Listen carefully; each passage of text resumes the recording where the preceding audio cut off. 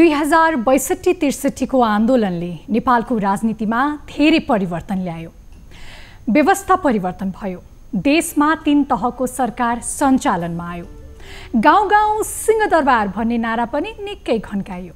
संविधानमा भएको व्यवस्था अनुसार राजनीतिमा महिलाहरूको सहभागिता पनि मजाले बढाइयो। स्थानीय तहमा आज महिलाहरूको उपस्थिति गर्व गर्न लायकको छ। कतै प्रमुख र धेरै स्थानमा उपप्रमुखहरूका रूपमा महिलाहरू आज स्थानीय सरकारको नेतृत्वमा पुगेका छन्। तर यति हुँदाहुँदै पनि महिलामाथि हुने हिंसामा भने कमी आएको पाइँदैन। अझै पनि पुरुष प्रधान सोचको शिकार बनिरहेका छन् महिलाहरू। महिला भएकै कारण कुनै पनि किसिमको भेदभाव गरिने छैन।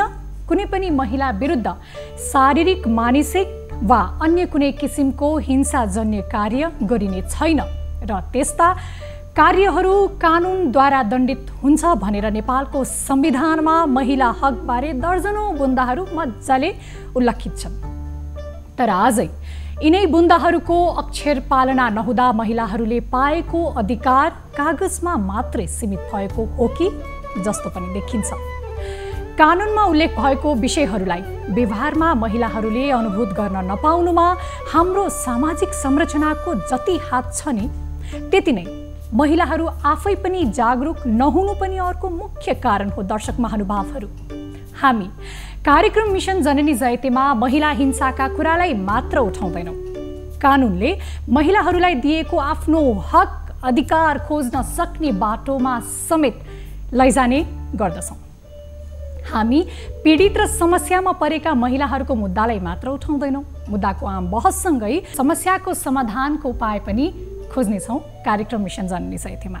नमस्कार, कार्यक्रममा स्वागत गर्दछु म एनी कुँवर।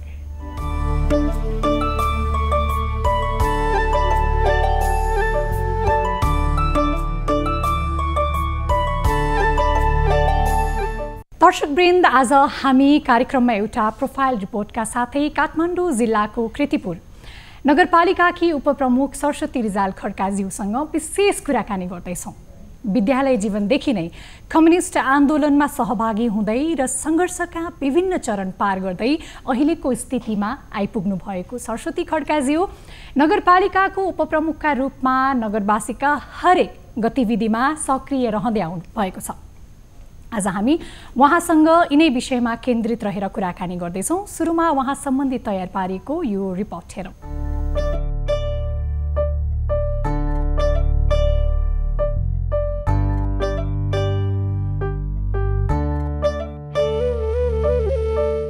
ऐतिहासिक रूपमा नेपालकै महत्त्वपूर्ण स्थान मानिने कृतिपुरमा गोपाल वंशदेखिकै प्राचीन अवशेष तथा विविध सांस्कृतिक परम्पराहरू अस्तित्वमा रहेका छन्। नेपाल एकीकरणका क्रममा पृथ्वीनारायण शाहले समेत 3 पटक युद्ध गर्नु परेको कृतिपुर इतिहासदेखि नै सामरिक दृष्टिकोणले पनि महत्त्वपूर्ण थियो।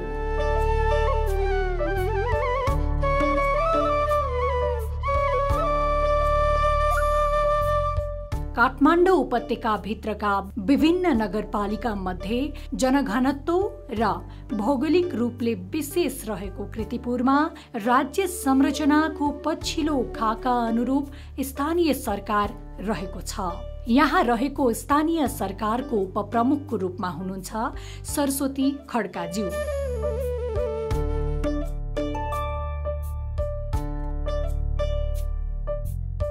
रसुवा जिल्लामा 2038 सालमा जन्मिनु भएकी खड्काको वैवाहिक जीवनपछि कृतिपुर आइपुग्नु भएको हो। स्थानीय सरकारको उपप्रमुख मात्रै होइन, उहाँ स्थानीय स्तरमा समेत लोकप्रिय नेत्रीका रूपमा स्थापित हुनुहुन्छ।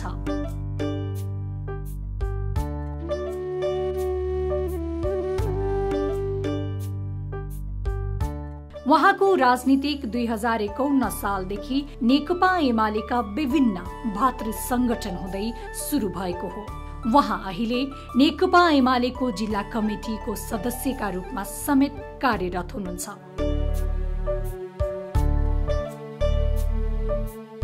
दर्शक महानुभावहरू, कृतिपुर नगरपालिकाकी उपप्रमुख सरस्वती रिजाल खड्काज्यूसँगको तयार पारिएको यो रिपोर्ट हेरिसकेपछि अब कार्यक्रममा उहाँलाई स्वागत गर्ने समय भइसकेको छ। आउनुहोस् उहाँलाई स्वागत गरौँ। स्वागत छ उपप्रमुखज्यू कार्यक्रम मिसन जननी साहित्यमा। धन्यवाद, नमस्कार।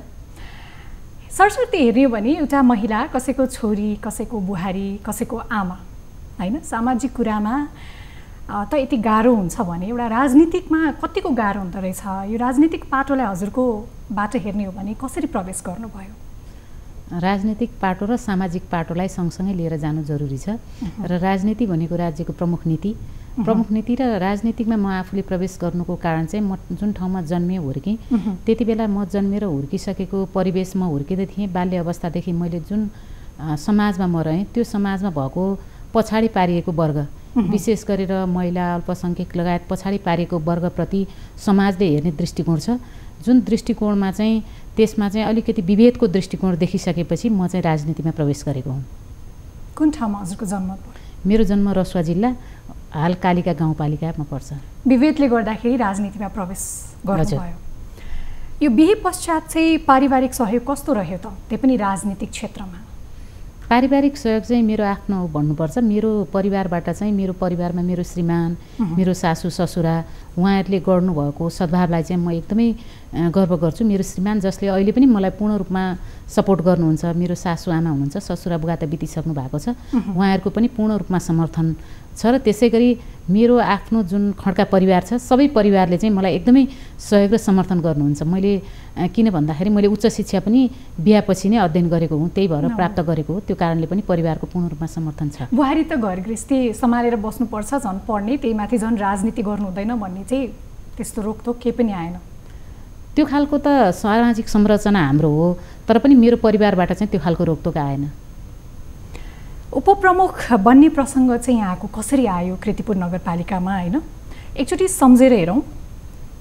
सुरुमा उपप्रमुख बनेर कृतिपुर नगरमा प्रवेश गरिसकेपछि यस्तो गर्छु नि भन्ने एउटा के प्रतिबद्धता जनाउनु भएको थियो? आज सम्झेर हेरौँ न, के त्यस्तो प्रतिबद्धता जनाउनु भएको छ कृतिपुर नगरवासीलाई?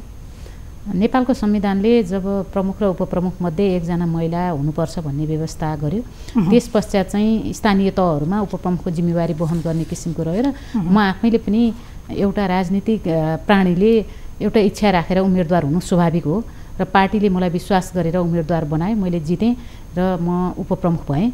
उपप्रमुख भइसकेपछि चाहिँ मैले के प्रतिबद्धता आफैमा गरेको थिएँ भने मैले आफ्नो कार्यकालको 1 सेकेन्डसम्म पनि म राम्रो काम गर्छु, प्रतिबद्ध भएर काम गर्छु र जब मैले त्यो काम पुरा गर्न सक्दिनँ तब म छोड्छु भन्ने वचनबद्धता मैले गरेको थिएँ। र त्योसँगै मैले अर्को प्रतिबद्धता पनि के गरेको थिएँ भने म सके राम्रो काम गर्छु, नसके नराम्रो चाहिँ म कहिले पनि गर्दिनँ भनेको थिएँ। र किर्तिपुरवासीहरूले दिनुभएको जुन विश्वास छ, उहाँहरूले अमूल्य मतदान गरेर मलाई विजय गराउनु भयो, त्यो खालको विश्वासलाई मैले 1 इन्च पनि डगमग गर्न दिन्न भन्ने मैले दृढ सङ्कल्प गरेको थिएँ। त्यही सङ्कल्प अनुसार अहिले काम गरिरहेको छु। चित्त बुझ्दो छ? म आफू चाहिँ ले चित्त बुझाएको छु। यो विभिन्न नगरपालिकामा हेर्ने हो भने उपप्रमुखलाई विभिन्न समितिको संयोजकको उपाधि दिएको छ, हैन? व्यवहारिक रूपमा चाहिँ क्रियाशील रहन अप्ठ्यारो आएको पनि कति कुराहरू बुझ्नमा आएको छ। यहाँको सन्दर्भमा चाहिँ अनुभव कस्तो रह्यो? विभिन्न समितिको संयोजकमा भए तापनि अप्ठ्यारोको पाटोहरू के रहेछन् जस्तो लाग्छ यहाँलाई, यहाँको अनुभवबाट? जहाँ अवसर त्यहाँ चुनौती भन्नुपर्छ। उपप्रमुखहरूलाई स्थानीय सरकार सञ्चालन ऐनले गाउँपालिका नगरपालिकाको प्रमुख अध्यक्षको काम कर्तव्य अधिकार, उपाध्यक्ष उपप्रमुखको काम कर्तव्य अधिकार, वडा अध्यक्षहरूको काम कर्तव्य अधिकार प्रष्ट रूपमा निर्धारण गरेको छ। त्यही अनुरूप नै विभिन्न समितिको संयोजकहरू भएर काम गर्ने भूमिका निर्वाह गरिरहँदाखेरि म आफूले चाहिँ त्यसमा के भन्छु भने सहज रूपमा नै काम गर्न सकेको छु। त्यो सँगसँगै मैले किर्तिपुर नगरपालिकाको प्रवक्ता पनि हो, म प्रवक्ताको भूमिका पनि निर्वाह गरिराखेको छु भने विधान समितिको संयोजक भएर पनि काम गरिराखेको छु। यसरी हेर्दाखेरि हामी टिमवर्कमा काम गर्ने हो, त्यस्ता खालका अप्ठ्यारा रहँदैनन्। भनेपछि आजको दिनसम्म यहाँलाई अप्ठ्यारो भन्ने कुरै थाहा छैन कि क्या? अप्ठ्यारो हुन्छ, काम गर्दाखेरि अप्ठ्यारो नहुने भन्ने हुँदैन, चुनौती हुन्छ, तर त्यसलाई अवसरको रूपमा लिएर सुल्झाउनुपर्छ भन्ने लाग्छ मलाई। त्यस्तै यही खालको अप्ठ्यारो भन्ने चाहिँ नि मैले महसुस गरेको छैन। जहाँ असहज हुन्छ त्यसलाई सहज बनाएर लिएर जाने हो, त्यो सहज बनाउँदै काम गरेको छु, त्यस कारणले पनि मैले अप्ठ्यारो महसुस गरेको छैन। अब सरस्वती हेर्ने हो भने कतिपय नगरपालिकामा चाहिँ कर्मचारीहरूको के गुनासो छ भने जनप्रतिनिधिहरू आउँछन् आफ्नै सुरुमा काम गर्ने, हामीसँग सोधपुछ पनि हुँदैन, तालमेलै मिल्दैन, कहिले कर्मचारी तन्त्रको हाबी हुने, कहिले चाहिँ जनप्रतिनिधिहरू नमिल्ने, अप्ठ्यारो हुने, त्यसले गर्दाखेरि जनताले शास्ति पाउने कुराहरू धेरै देख्नमा सुन्नमा पाइन्छ। यहाँको नगरपालिकामा चाहिँ कर्मचारीहरूसँगको सहकार्य जनप्रतिनिधिहरूको कस्तो छ? जनप्रतिनिधि पनि वास्तवमा हेर्ने हो भने जनप्रतिनिधि पनि विकास निर्माण र समृद्धिको यात्रा पुरा गर्छु भनेर आएको हो। कर्मचारीहरू राष्ट्र सेवक कर्मचारी हुन्, राष्ट्रको सेवा गर्छु भनेर आएको हो। त्यही भएको कारणले गर्दा दुवैको मिसन भनेको एउटै हो। त्यस कारणले सहकार्य गरेर काम गर्नु जरुरी छ। जनप्रतिनिधिले नीति बनाउने हो, नीतिको कार्यान्वयन गर्ने कर्मचारीले हो। त्यही भएको कारणले हाम्रो सहकार्य चाहिँ कीर्तिपुर नगरपालिकामा सहकार्यकै रूपमा अगाडि बढेको छ।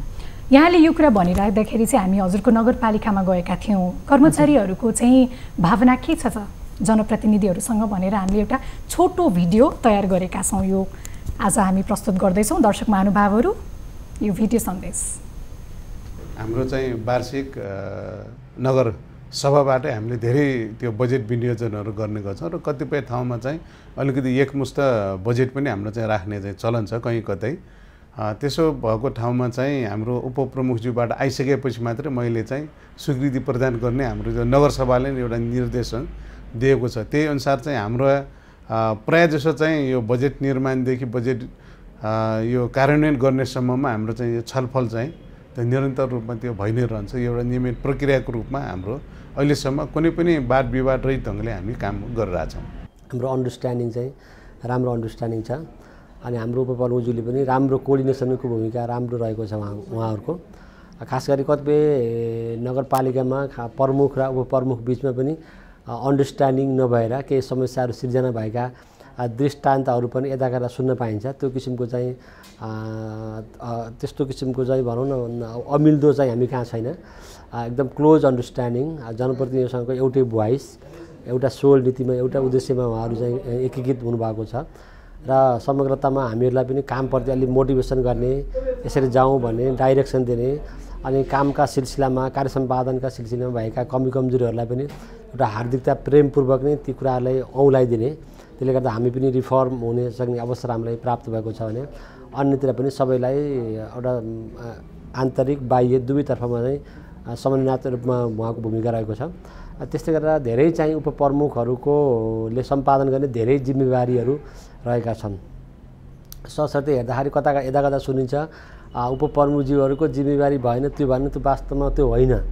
धेरै जिम्मेवारीहरू छन्। महिलाहरूलाई उपमेयरले जुन जागृत गरेर महिलालाई भनेर विशेष रूपमा कार्यक्रमहरू ल्याएर अहिले महिलाहरू उद्यम भएर काम गरेको पनि अवस्था छ।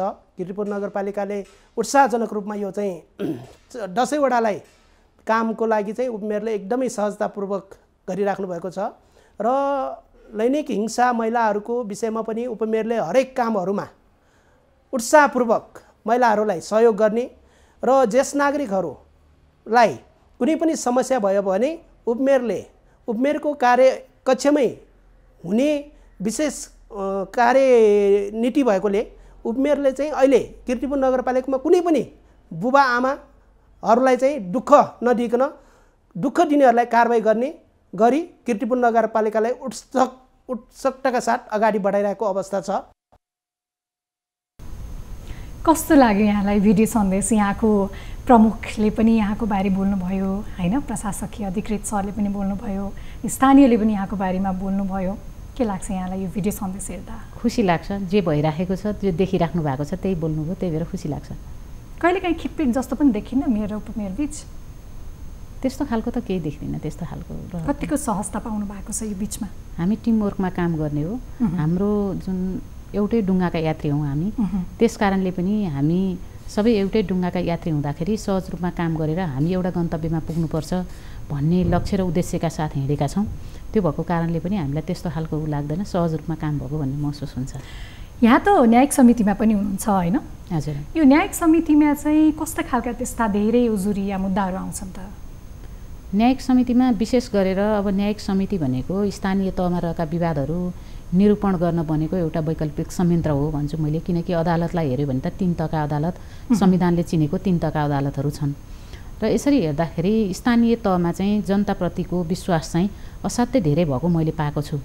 किन भन्दाखेरि न्यायिक समितिको अधिकार क्षेत्रभित्रका विवादहरू पनि नगरपालिकामा आउँछन्, अधिकार क्षेत्रभन्दा बाहिरका विवादहरू पनि नगरपालिकामा आउँछन् जुन विवाद नगर न्यायिक समितिको मात्र होइन नगरपालिकाले नै त्यो चाहिँ अधिकार क्षेत्रभित्र पर्दैन, ती त्यस्ता विवादहरू पनि आउने गरेका छन् र विशेष गरेर नगरपालिकामा आउने गरेको जग्गाका साँझ सीमान्तका किचोलाका विवादहरू अधिकतम त्यस्ता विवादहरू आउने गरेका छन्। र अर्को भनेको चाहिँ अब महिला हिंसा सम्बन्धीका विवादहरू पनि केही विवादहरू घरयासी समस्याका विवादहरूदेखि लिएर त्यस्ता विवादहरू चाहिँ आउने गरेका छन्। अंशबन्डा लगायतका विवादहरू जुन विवादहरू चाहिँ न्यायिक समितिले हेर्नु मिल्दैन त्यस्ता विवादहरू पनि आउने गरेका छन्। ती त्यस्ता विवादहरू चाहिँ अब अधिकतम आउँछन्। अब मेलमिलापको लागि हामीले मेलमिलाप केन्द्र पनि स्थापना गरेका छौँ, इजलास बनेको छ।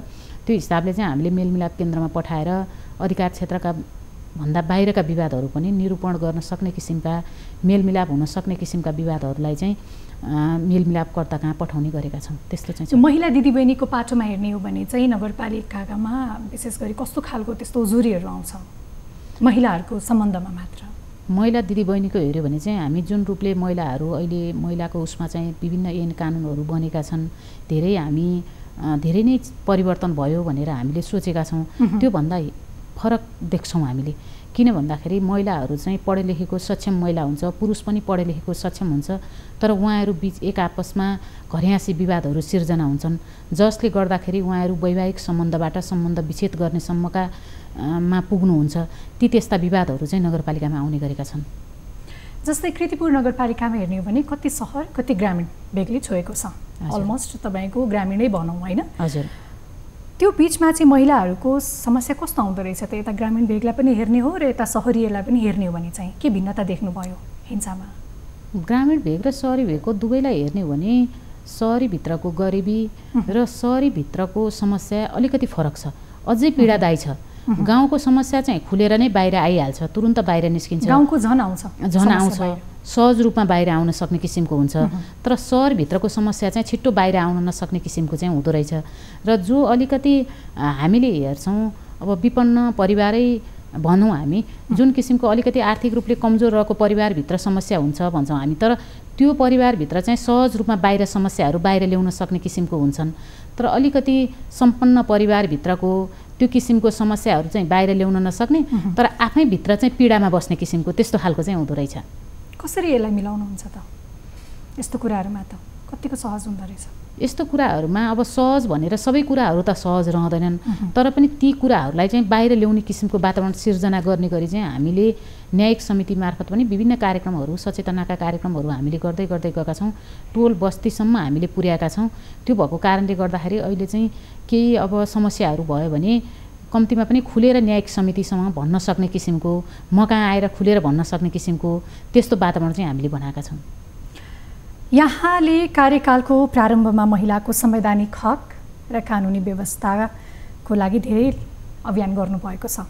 हामीले यसो हजुरको बारेमा अध्ययन गर्दाखेरि यो सुरुवात गर्नुभएको पनि धेरै कुराहरू र धेरै समय भइसक्यो।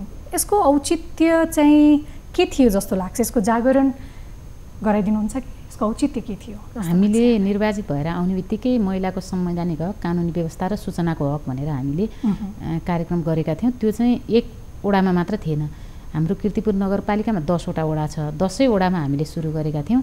र त्यो गर्नुको उद्देश्य भनेको महिलाहरूको स्थिति के छ र हामीले कसरी काम गर्नुपर्छ, महिलाहरूमाझ कीर्तिपुरका महिलाहरूमाझ कसरी काम गर्नुपर्छ भनेर हामीले अध्ययन गरेका थियौँ। र त्यो कार्यक्रमको उद्देश्य नै हाम्रो त्यही थियो। त्यो उद्देश्य पश्चात चाहिँ हामीले महिलाहरूलाई विशेष गरेर उद्यमशीलतासँग जोड्नुपर्छ र महिलाहरूलाई आर्थिक रूपले सक्षम बनाउनुपर्छ। त्यसै गरी महिलाहरूलाई चाहिँ कानुनत अहिलेका विद्यमान ऐन कानुनहरू के छन् त्यसका सार कुराहरू चाहिँ बुझाउनुपर्छ भन्ने हाम्रो निचोड निस्केको थियो। र जुन उद्देश्यले कार्यक्रम गरेका थियौँ त्यो उद्देश्य अनुसार काम गर्दै जाँदा अहिले हामीले 4औं वर्ष पुरा गरेर 5औं वर्षको पनि हाम्रो कार्यकालको अन्तिम चरणमा पुग्दा त्यो उद्देश्यलाई हामीले पुरा गर्न सकेका छौँ।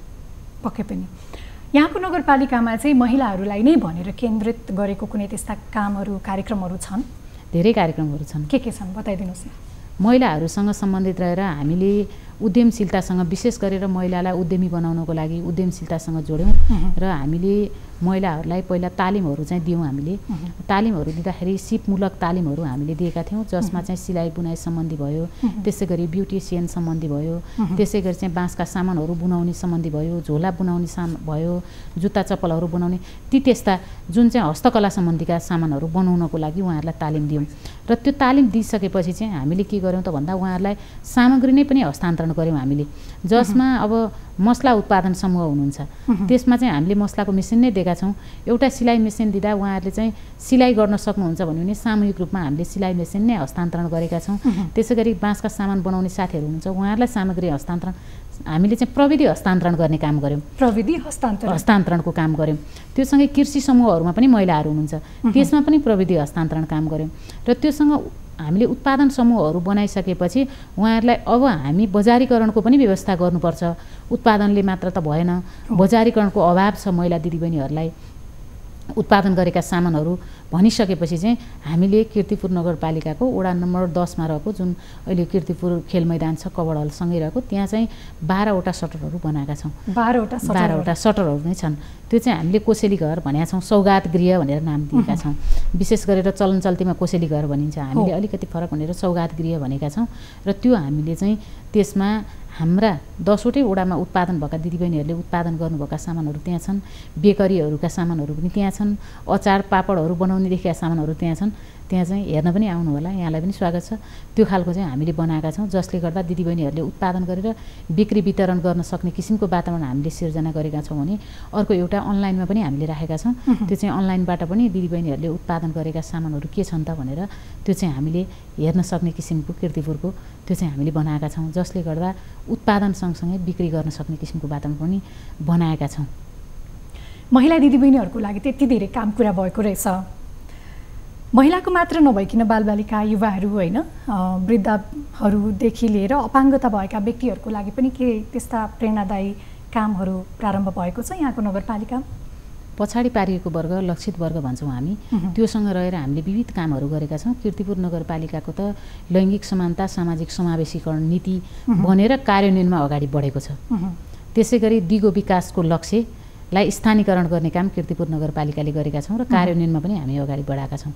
यसरी हेर्ने हो भने महिला सशक्तिकरणको पाटोमा उद्यमशीलतासँग जोडिएका कामहरू हामीले गरेका छौँ, जसमा चाहिँ अब महिलाहरूको सवालमा हेऱ्यौँ भने त अघि पनि मैले भने महिलाहरूका सवालमा हेर्दाखेरि हामीले हिजोको दिनमा अगाडि आएर आफ्नो परिचय दिन नसक्ने महिलाहरू अहिले एउटा कार्यक्रम सञ्चालन गर्न सक्ने हुनुभएको छ।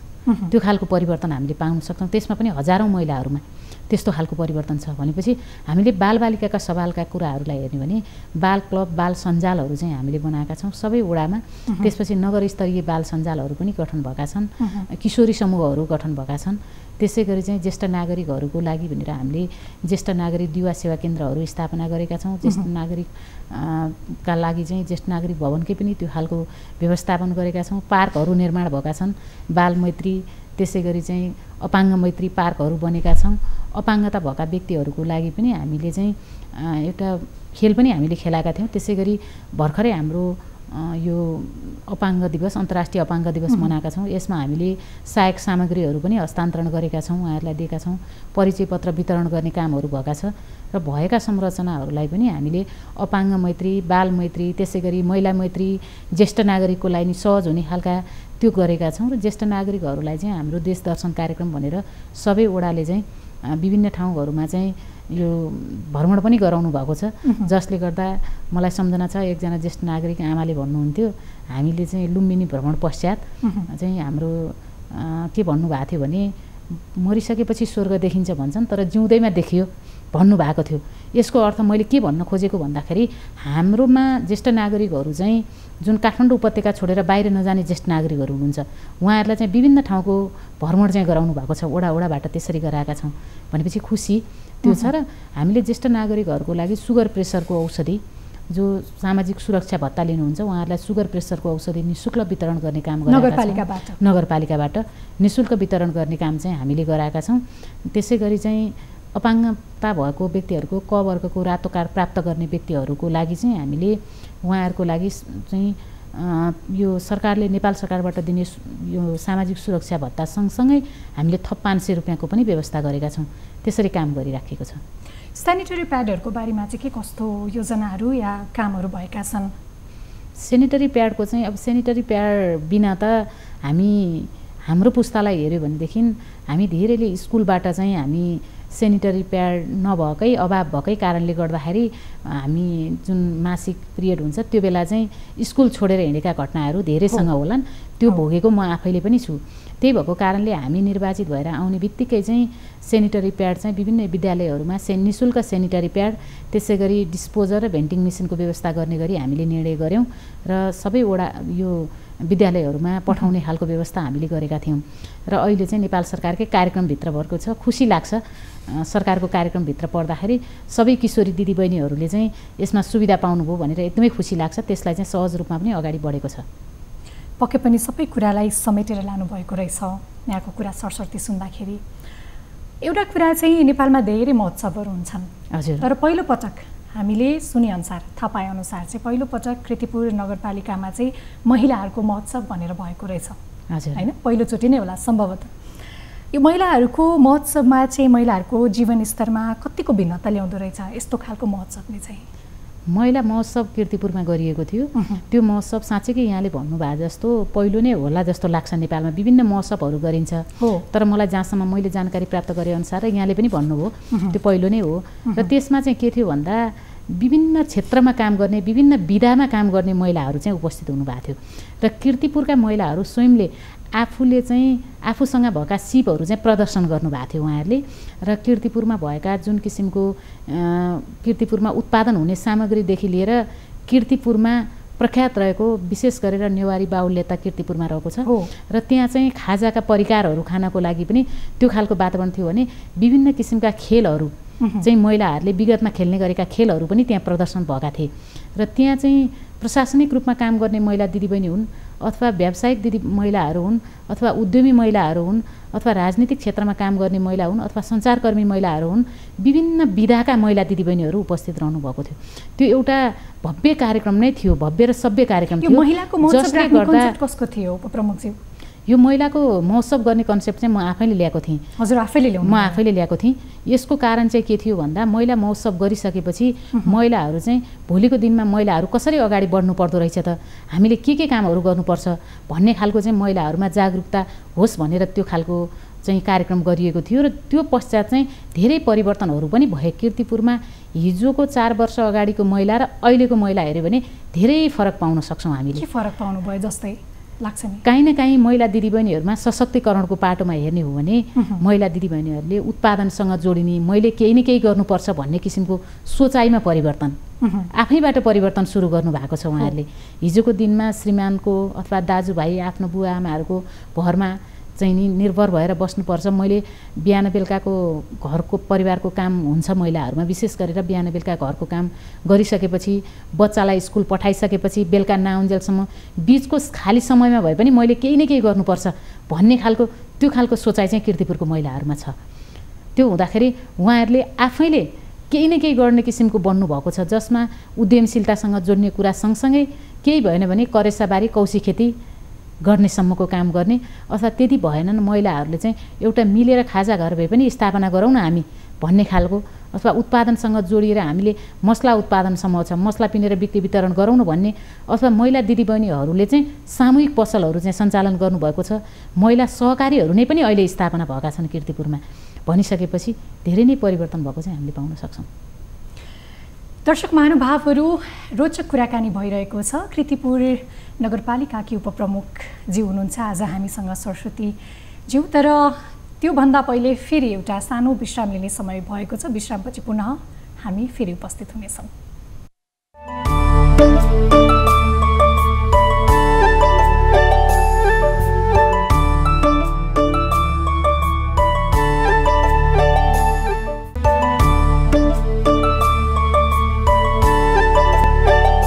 नारीको सबलता र सह अस्तित्व देशको लागि, कुमारी बैंक सबैका लागि, सधैँको लागि। जननी जयते।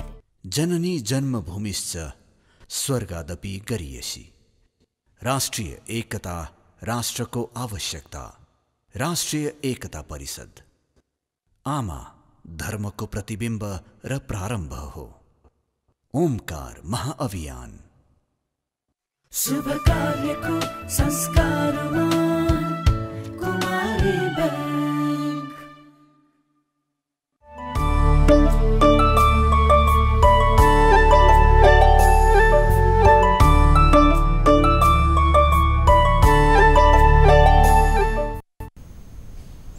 दर्शकवृन्द, कार्यक्रम मिसन जननी जयतीमा पुनः स्वागत छ।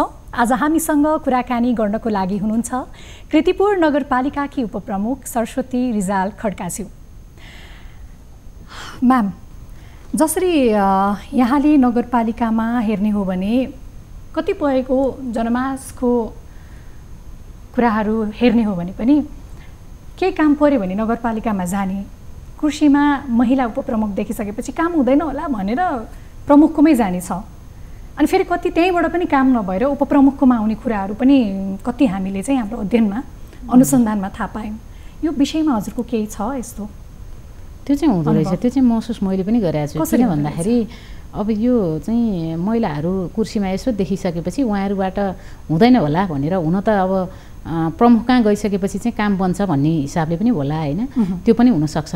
अनि महिलाहरू कुर्सीमा देखिसकेपछि चाहिँ यसो फरक फर्केर उहाँहरूबाट हुँदैन कि भनेर फर्किने खालको त्यो हुँदो रहेछ, त्यो भएको पनि छ। अनि त्यसपछि फेरि काम नबनिसक्दा फेरि फर्केर आएर चाहिँ तपाईँले नै गरिदिनुहोस् न, यस्तो हुन्छ भन्ने खालको त्यो खालको पनि भोगाइहरू केही भोगाइहरू छन्। र विशेष गरेर महिलाहरू हुँदाखेरि चाहिँ महिला चाहिँ फेरि महिला भएको कारणले सजिलो होला, त्यो भएको कारणले हामी कहाँ नै आउने महिलाहरू चाहिँ अलिकति प्रमुखज्यूकोमा भन्दा पनि उपप्रमुखसँग चाहिँ सजिलो लाग्छ है कुराकानी गर्न भनेर आउने, त्यो किसिमको चाहिँ वातावरणहरू त्यो चाहिँ मैले आफ्नो उसमा पनि मैले चाहिँ महसुस गरेको छु। अहिले पछिल्लो चरण चाहिँ छैन, सुरुमा चाहिँ महिलालाई कुर्सीमा देख्ने बित्तिकै त्यस्तो चाहिँ थियो। यो किन रहेछ? यो कारण के को कारणले रहेछ जस्तो लाग्छ हजुरलाई? यो सबै विभेदको कारण हो कि सोचाइको कारण हो कि? यो चाहिँ हाम्रो सामाजिक संरचनाको कारणले पनि होला। किन भन्दाखेरि हाम्रो सामाजिक संरचना पुरुषले भइसकेपछि छिट्टै काम गरिदिइहाल्छ, महिलाबाट यो काम पुरा हुँदैन कि भन्ने खालको सोचाइले पनि हो कि त्यो सोचाइले पनि हुन सक्ला जस्तो लाग्छ मलाई। उपप्रमुख ज्यू, यो हजुरको नगरपालिकामा चाहिँ घर घरमा स्थानीय सरकार भन्ने एउटा नारा रहेछ हजुर होइन? फोहोर व्यवस्थापन, सडक विस्तार लगायतका कार्यक्रमहरूमा स्थानीयहरूसँगको सहकार्य चाहिँ कस्तो छ त? घर घरमा स्थानीय सरकार भने जस्तो हामीले घर घरमा स्थानीय सरकार कार्यक्रम भनेर चलाएका छौँ, जसमा चाहिँ यो जन्म र मृत्युसँग जोडेर कार्यक्रम राखेका छौँ। त्योसँगै अरू पनि कार्यक्रमहरू छन्। यसमा के छ भन्दा कसैको घरमा एउटा बालकको जन्म हुन्छ भने हाम्रा जनप्रतिनिधि साथीहरू चाहिँ त्यसमा 3000 रुपियाँ दिएर शुभकामनासहित चाहिँ पुग्नुहुन्छ। र कसैको घरमा मृत्यु हुन्छ भने यो आर्थिक वर्षदेखि हामीले 10,000 रुपियाँ छ, 10,000 रुपियाँ लिएर गएर चाहिँ उहाँहरू समवेदना प्रकट गर्नलाई हाम्रा जनप्रतिनिधि साथीहरू पुग्नुहुन्छ। त्यसै गरी हामीले शैक्षिक कर्जाको व्यवस्था पनि गरेका छौँ, 5 लाखसम्म चाहिँ शैक्षिक कर्जाको व्यवस्था गरेका छौँ। त्यो सँगसँगै चाहिँ हाम्रो यो जुन ज्येष्ठ नागरिकहरूको लागि सुगर प्रेसरको औषधि त्यो पनि त्यसैभित्र पर्छ। र यसरी चाहिँ हामीले काम गरिराखेका छौँ भने अब यो घर घरमा स्थानीय सरकार कार्यक्रमसँग चाहिँ यसरी काम गरेका छौँ। अर्को फोहोर मैला व्यवस्थापनको कुरा गर्नुभयो यहाँले। फोहोर मैला व्यवस्थापनमा चाहिँ हामीले यति धेरै काम गऱ्यौँ कि हिजोको दिनमा किर्तिपुरलाई हेऱ्यो भने किर्तिपुरका नजिकका हिजोको दिनका फोटाहरू हामीले हेर्न सक्छौँ। फोहोरका डङ्गुरहरू ठाउँ ठाउँमा देख्न सकिन्थे, तर अहिले ती ठाउँहरू पार्कको रूपमा परिणत भएका छन्। हामीले फोहोर मैला व्यवस्थापनको लागि हामीले केन्द्र स्थापना गरेका छौँ, जहाँ कुहिने नकुहिने फोहोरहरू चाहिँ छुट्याउने काम गर्छन्। र मलको रूपमा पनि हामीले चाहिँ नगरभित्रै मलको रूपमा चाहिँ हामीले बनाउने गरी चाहिँ बनाएका छौँ। यो फोहोर मैलाको लागि चाहिँ हामीले किर्तिपुर नगरपालिका एउटा मात्र होला जहाँ किर्तिपुर नगरपालिकाले फोहोरको लागि भनेर कति पनि खर्च गरेको छैनौँ, आफैले खर्च गरेको छैनौँ। त्यसमा 4वटा प्राइभेट पार्टीसँग चाहिँ हामीले सम्झौता गरेका छौँ र उहाँहरू मार्फत चाहिँ काम गरेका छौँ। केही सहयोग अझ नगरपालिकालाई नै केही चाहिँ उहाँहरूले दिनुहुन्छ, बुझाउनुहुन्छ। त्यसरी चाहिँ काम गरिराखेको अवस्था छ। भन्दाखेरि हाम्रो वडा नम्बर 4, 5 र 6 का केही भूभागहरू बाहेक चाहिँ अरू ठाउँमा फोहोर मैलाको राम्रोसँग व्यवस्थित गरी चाहिँ कामहरू चाहिँ हामीले गरेका छौँ। भनेपछि फोहोर व्यवस्थापनको कुनै पनि समस्या छैन कृतिपुर नगरपालिकामा? फोहोर व्यवस्थापनको कुनै पनि समस्या छैन, तर के चाहिँ छ भन्दा कहिलेकाहीँ चाहिँ त्यो प्राइभेट पार्टीहरूसँग काम गरेको कारणले कहिलेकाहीँ अलि समयमा फोहोर उठाउन नजाँदाखेरि चाहिँ जनताका केही गुनासा रहन सक्छन्। तर हामीले त्यसमा पनि गएर तुरुन्त उठाउनुहोस् भन्ने गरी हामीले त्यसो भन्ने गरेका छौँ। त्यसरी हेर्दा वास्तवमा फोहोरकै लागि भनेर ठुलै समस्या हामीसँग छैन। हाम्रो फोहोर त्यति धेरै फोहोरहरू पनि हाम्रो चाहिँ नि यो उसमा चाहिँ हामीले चाहिँ सिस्टोल पठाउनु पर्ने किसिमको धेरै नै फोहोर त्यस्तो जाँदैन किर्तिपुरबाट, कमै मात्र फोहोर जान्छन्। किनकि कुहिने फोहोरहरूको चाहिँ मलको रूपमा परिणत हुने फोहोरहरू चाहिँ हामीले मल नै बनाउने गरेका छौँ। त्यो भएको कारणले कमै मात्र फोहोरहरू जाने गरेको छ। कृतिपुर नगरपालिका त एउटा ऐतिहासिक ठाउँ भयो होइन, इतिहास रचेको नगर भयो। हजुर, संस्कृति र सम्पदाको धनी यस नगरपालिकाले चाहिँ आफ्नो पहिचान र संस्कृति संरक्षणमा चाहिँ कस्तो भूमिका खेल्दै आएको छ जस्तो लाग्छ यहाँलाई? हामीले कीर्तिपुर नगरपालिका एउटा ऐतिहासिक, धार्मिक, सांस्कृतिक विभिन्न चाहिँ नि जात जाति, भाषा, वेशभूषाहरूले सजिएको नगरपालिका हो र यसमा विशेष गरेर कीर्तिपुरको आफ्नै किसिमको मौलिकता, विशेषताहरू पनि छन् र कीर्तिपुरमा धेरै मूर्त अमूर्त सम्पदाहरू छन्। त्यो भएको कारणले गर्दाखेरि हामीले कीर्तिपुरभित्र रहेको मूर्त र अमूर्त सम्पदाहरूको संरक्षण गर्नको लागि हामी निर्वाचित भएर आएदेखि नै हामीले चाहिँ संस्कृति सम्पदा संरक्षणको लागि भनेर हामीले काम गऱ्यौँ र विषयगत समितिभित्र पनि त्यो समिति पनि हामीले बनाएका छौँ। त्यसरी काम गर्दै गर्दै गइसकेपछि अहिले कीर्तिपुरभित्र रहेका जुन सम्पदाहरू छन् ती सम्पदाहरू विगतमा 2072 को भूकम्पले चाहिँ बिग्रिएका संरचनाहरू थिए। त्यसलाई पुरातत्वसँग सहकारी गर्दै अथवा नगरपालिकाले आफैले गर्दै गरी हामीले चाहिँ मठ मन्दिर, पाटी फल्चा, बाहाबहीदेखि ती कुराहरू बनाउने काम चाहिँ हामीले गऱ्यौँ र अमूर्त सम्पदाको संरक्षण गर्दा अमूर्त सम्पदाको संरक्षण हुन्छ नै। त्यसपछि जात्रा पर्वहरूको लागि पनि हामीले कीर्तिपुर नगरपालिकाले चाहिँ केही चाहिँ यो प्रोत्साहन स्वरूप केही दिने व्यवस्था गरेका छौँ। अनुदान दिने व्यवस्थाहरूदेखि त्यसरी चाहिँ गरेका छौँ जात्रा पर्वहरूको लागि। त्यसै गरी चाहिँ हामीले बाजा खलहरूको लागि पनि बाजाहरू नै हस्तान्तरण गर्ने काम पनि हामीले गरेका छौँ। दाफा, बाँसुरी सिकाउने कामहरू गरेका छौँ। त्यहाँ राम्रोसँग बाँसुरी महिला दिदीबहिनीहरूले बजाउनुहुन्छ, त्यो एक किसिमको चाहिँ त्यो छ र त्यसमा पनि हाम्रो चाहिँ तालिमको व्यवस्थाहरू गरेका छौँ। त्यसै गरी चाहिँ हामीले अहिले मात्र पनि विभिन्न यो भजनहरूको लागि चाहिँ हामीले हार्मोनियमहरू दिने काम पनि हामीले गरेका छौँ। त्यसरी हेर्दाखेरि सम्पदाको लागि भित्र रहेर चाहिँ हामीले थुप्रै कामहरू चाहिँ गरेका छौँ। एउटा प्रसङ्ग के भने नि उपप्रमुखज्यू, यहाँ त क्षेत्री पर्नुभयो। हजुर। कतिपय हेर्ने हो भने कीर्तिपुर नगरपालिकामा अहिले पनि नेपाली प्रष्टसँग बोल्न आउँदैन होइन, आफ्नो नेवारी ल्याङ्ग्वेजबाट बोल्नुहुन्छ। कहिलेकाहीँ त्यस्तै दिदीबहिनी या मानौ आमाहरू आएर कुरा गर्नुभयो, कसरी गर्नुहुन्छ त तपाईँले? त्यसमा अब सुरुमा चाहिँ म आफैलाई पनि भाषा नजान्दाखेरि अप्ठ्यारो थियो, तर अहिले मलाई समस्या छैन। मैले उहाँहरूले बोल्नुभएको भाषा बुझ्छु, कुनै बुझिनँ भन्ने सोच्छु, तर मैले लगभग भाषा बुझ्छु पनि, थोरै चाहिँ मैले अलिअलि बोल्न पनि जान्ने भएको छु। त्यो हुँदाखेरि मेरो समस्या चाहिँ हटेको छ। मैले भाषा बुझेको कारणले गर्दा सहज भएको छ। उहाँहरूले आफ्नो कुरा राख्दाखेरि मातृभाषामा राख्नुहोस् भनेर चाहिँ म भन्छु उहाँहरूलाई। किन भन्दाखेरि हामीले कीर्तिपुर नगरपालिकाले चाहिँ कामकाजीको भाषाको रूपमा चाहिँ नेपाली भाषा सँगसँगै नेपाल भाषाको प्रयोग गर्न सकिनेछ भनेर कार्यपालिकाको पहिलो निर्णय नै हामीले गरेका छौँ। त्यो गर्नु पनि पर्छ। किन भन्दाखेरि मातृभाषा भनेको उहाँहरूको एउटा मौलिकता जोडिएको, जसलाई चाहिँ जुन चाहिँ हाम्रो संविधानको मर्म पनि हो भन्छु मैले। अहिले स्थानीय पाठ्यक्रम पनि हाम्रो नेपाल भाषामा नै बनेको छ कीर्तिपुरमा।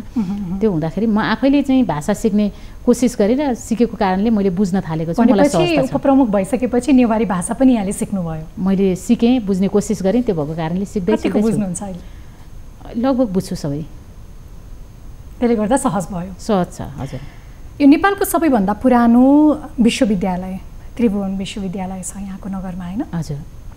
यस नगरपालिकामा चाहिँ यो नगरको र विश्वविद्यालयको सम्बन्ध चाहिँ कस्तो रहँदै आएको छ? सुरुमा चाहिँ हामी निर्वाचित भएर आउने बित्तिकै चाहिँ त्रिभुवन विश्वविद्यालय र कीर्तिपुरको सम्बन्ध त्यति धेरै राम्रो भएको मैले पाएको थिइनँ। जस्तै कसरी? तर अहिले पछिल्लो समय चाहिँ त्रिभुवन विश्वविद्यालय पनि हामी केन्द्रीय सरकारको मातहतमा हो, कीर्तिपुर नगरपालिकासँग किन सहकार्य गर्नु पर्यो र भन्ने खालको त्यस्तो खालको पाइएको थियो सुरुमा। केही कुराहरूमा चाहिँ अब कीर्तिपुरको जमिन त्रिभुवन युनिभर्सिटीसँग त्यत्रो जमिनहरू लिएको छ तर केही भइएन भन्ने खालको अलिकति केही न केही दूरी चाहिँ अलिकति टाढा भएको जस्तो थियो। तर अहिले पछिल्लो समय चाहिँ हामीले सहकार्य गर्दै गर्दै काम गरेका छौँ, जसले गर्दाखेरि चाहिँ अलिकति दूरी चाहिँ कम भएको पनि छ। र यो सँगै चाहिँ अहिले जुन हाम्रो कोभिडको समयमा चाहिँ कोरोना ल्याब पनि हामीले स्थापना गऱ्यौँ। त्यो पनि त्रिभुवन युनिभर्सिटीसँग नै हामीले सहकार्य गरेका छौँ भने त्यसरी ल्याब स्थापना भयो। अर्को कुरा हामीले क्वारेन्टाइन स्थापना गऱ्यौँ। अहिले नेपाल सरकारले पछिल्लो समय आइसोलेसन बनाइयो, त्यो पनि त्रिभुवन युनिभर्सिटीभित्र नै रहेको बिल्डिङमा हामीले गऱ्यौँ। त्यो हुँदा विविध कुराहरूमा चाहिँ सहकार्य गर्दै गर्दै जाने गरी चाहिँ अगाडि बढेको छ। र अर्को कुरा भनेको त्रिभुवन युनिभर्सिटीभित्र रहेका बिल्डिङहरूलाई चाहिँ हामीले नक्सा पास प्रक्रियामा आउनुपर्छ भनेर एउटा बिल्डिङको बनिसकेको भवनको चाहिँ नक्सा पास गर्दा 10,000 रुपियाँ हो भने नक्सा पास गर्न सक्ने भनेर हाम्रो 9 नगरसभाबाट बनेको जुन आर्थिक ऐन छ, यो यही वर्षको आर्थिक ऐनले चाहिँ हामीले बनाएका छौँ। त्यसरी भनेपछि त्रिभुवन युनिभर्सिटी र कीर्तिपुर नगरपालिका चाहिँ सँगसँगै जानुपर्छ, सहकार्य गर्नुपर्छ भन्ने मान्यता हामीले राखेका छौँ। त्यसमा युनिभर्सिटी पनि खुसी नै हुनुहुन्छ, तयार हुनुहुन्छ, त्यसरी अगाडि बढेको छ। दर्शकवृन्द, फेरि पनि पालो भएको छ एउटा सानो ब्रेकको।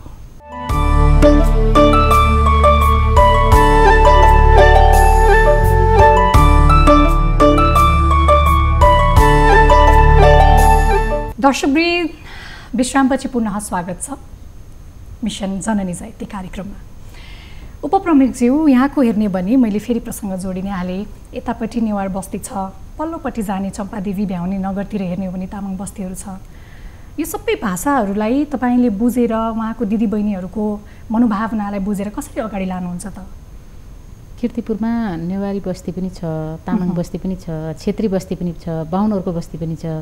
अघि मैले भने विभिन्न जात जाति भाषा धर्म संस्कार संस्कृतिहरू छन् र यो नै हाम्रो विशेषता हो।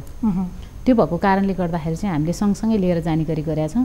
विशेष गरेर वडा नम्बर 4 मा तामाङ समुदायहरू हुनुहुन्छ, उहाँहरूको बस्ती छ र त्यहाँका दिदीबहिनीहरूलाई चाहिँ तामाङ उत्थान समाज भनेर गठन भएको छ र उहाँ दिदीबहिनीहरूले सरसफाइका कार्यक्रमदेखि विविध कार्यक्रमहरू पनि गर्दै गर्दै आउनुभएको छ र त्योसँगै अहिले मात्र हामीले त्यहाँ चाहिँ दिदीबहिनीहरूको आवश्यकतालाई हेरेर थियो यो तामाङको जुन तपाईँले भर्खर भन्नुभयो यो चाहिँ तामाङ उत्थान समाज भनेर हामीले गठन गर्ने गरी चाहिँ उहाँहरूसँग म आफैले पनि भनेको थिएँ, उहाँहरूलाई मैले भनेको थिएँ एउटा तपाईँहरूले चाहिँ समूहको रूपमा स्थापित गर्नुहोस् जसले गर्दाखेरि चाहिँ काम गर्नको लागि सजिलो हुन्छ भनेर मैले समूहमा दिदीबहिनीहरूलाई वडामा समुदायहरूमा भन्ने गरेको छु।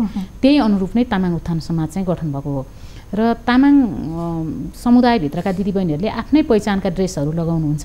विभिन्न कार्यक्रम हुँदाखेरि पनि आफ्नो पहिचानका ड्रेसहरू चाहिँ लगाउनुहुन्छ र त्यहाँ उहाँहरूलाई अहिले पनि हाम्रो महिला दिदीबहिनीहरू अब समूहको रूपमा हुनुहुन्छ र समूहको मिटिङ बस्नको लागि पनि उहाँहरूलाई सहज छैन भन्ने खालको चाहिँ धेरै ठाउँबाट तामाङ गाउँमा मात्र होइन अरू ठाउँमा पनि आउँछन्।